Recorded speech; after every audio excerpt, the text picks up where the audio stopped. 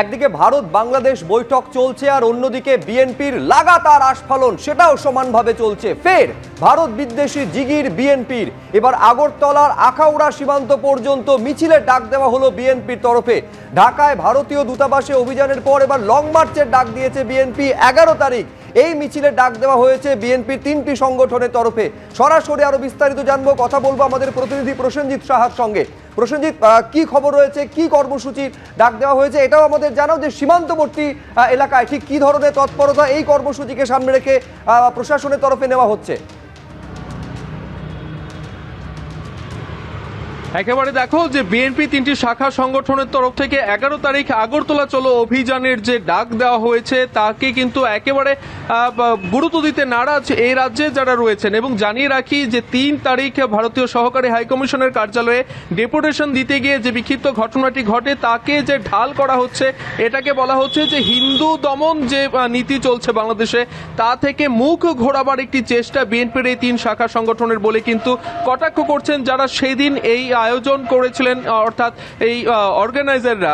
ভারত বিশ্ব হিন্দু পরিষদের যিনি রাজ্য সম্পাদক রয়েছেন শঙ্কর রায়, তিনি কিছুক্ষণ আগে আমাদের সঙ্গে কথা বলছিলেন। তার প্রতিক্রিয়া জানানো হলো যে একেবারে হিন্দু নিধন থেকে মুখ ঘোরাবার একটি চেষ্টা মাত্র বিএনপির। এবং যারা বলছে যে ভারতে আগরতলায় সহকারী হাইকমিশনে একেবারে নিরাপদে নন এবং যিনি দিল্লি এবং ঢাকা পর্যন্ত এই ধরনের রিপোর্ট পাঠিয়েছেন যে এখানে নিরাপত্তাহীনতার কথা তুলেছেন, তার মা বাবা আগরতলায় ভ্রমণ করে গেছেন। গতকাল মাত্র আগরতলা থেকে বাংলাদেশে ফিরে গেছেন, একেবারে নিরাপদে ভ্রমণ করে আগরতলা ঘুরে গেছেন বলেও কিন্তু অভিযোগ করেন বিশ্ব হিন্দু পরিষদের সম্পাদক শঙ্কর রায়।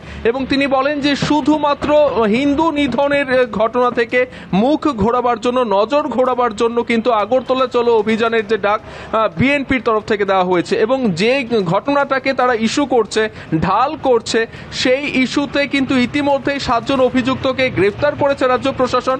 3 জন পুলিশ আধিকারিককে কিন্তু বরখাস্ত করা হয়েছে চাকরি থেকে সাময়িকভাবে।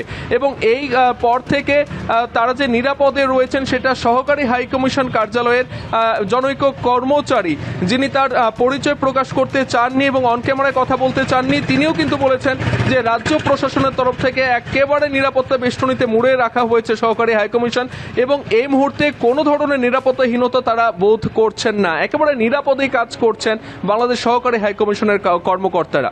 শুভ্রজিৎ, একেবারে কিন্তু তারপরে লাগাতার বিষোদ্গার, লাগাতার মিছিল এবং একেবারে চোখ রাঙানো যাকে বলে সেইটা কিন্তু সমানভাবে বিএনপির তরফে চলছে।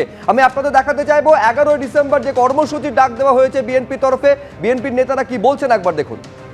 বিগত 2রা ডিসেম্বর সোমবার ভারতের উত্তর পূর্বাঞ্চলীয় রাজ্য ত্রিপুরার রাজধানী আগরতলায় অবস্থিত বাংলাদেশের সহকারী হাই কমিশনে ভারতের হিন্দু সংঘর্ষ সমিতির একদল উচ্ছৃঙ্খল সদস্য কর্তৃক সহিংস হামলার ঘটনা ঘটেছে। এই সময়ে একদল উচ্ছৃঙ্খল সন্ত্রাসী বাংলাদেশের জাতীয় পতাকার অবমাননা করেছে, হাই কমিশনের সম্পদ বিনষ্ট করেছে। সহিংস ঘটনার সময় আইন শৃঙ্খলা বাহিনী নীরব ভূমিকায় ছিল, যা উক্ত ঘটনার পেছনে কর্তৃপক্ষের মৌন সম্মতিকে ইঙ্গিত করে।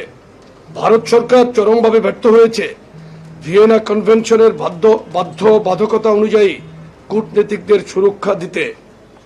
এছাড়াও বিগত 28শে নভেম্বরে কলকাতায়ও একই ধরনের সহিংস ঘটনা ঘটেছে। ভারতের বিভিন্ন রাজনৈতিক দলের কতিপয় নেতা বাংলাদেশের অভ্যন্তরীণ বিষয়ে কূটনৈতিক শিষ্টাচার বহির্ভূত উস্কানিমূলক বক্তব্য দিচ্ছেন। পশ্চিমবঙ্গের মুখ্যমন্ত্রী মমতা বন্দ্যোপাধ্যায় নিজেও বাংলাদেশে শান্তিরক্ষী বাহিনী পাঠানোর কথা বলে একদিকে বাংলাদেশের সার্বভৌমত্বের অবমাননা করছেন এবং অন্যদিকে আন্তর্জাতিক আইন সম্পর্কে নিজে অজ্ঞতা প্রকাশ করছেন।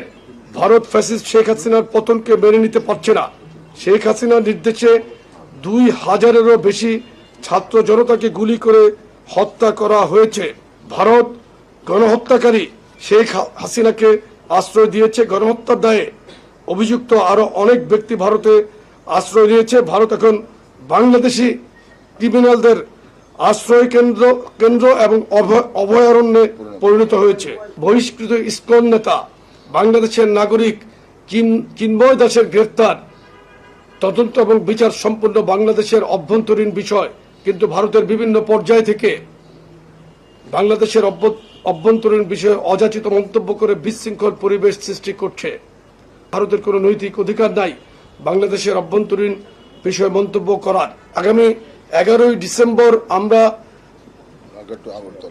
ঢাকা টু আখাউড়া সীমান্ত, আগরতলা সীমান্তের পার্শ্ববর্তী আখাউড়া সীমান্ত এলাকায় আমরা সীমান্ত এলাকা পর্যন্ত এই 3 অঙ্গ সংগঠনের ভারতীয় মিথ্যা তথ্য সন্ত্রাসের প্রতিবাদ, ভারতীয় আগ্রাসনের বিরুদ্ধে আমরা জনগণকে ঐক্যবদ্ধ করে আমরা ঢাকা থেকে আগরতলার অভিমুখে আখাউড়া পর্যন্ত আমরা লং মার্চের ঘোষণা দিচ্ছি, যেটা 11ই ডিসেম্বর আমরা পল্টন সকাল পল্টন থেকে জমায়েত হয়ে আমরা এখান থেকে আমাদের লং মার্চ, শান্তিপূর্ণ লং মার্চ আমরা ইনশাল্লাহ আগরতলা অভিমুখে আখাউড়া সীমান্ত পর্যন্ত আমরা যাব।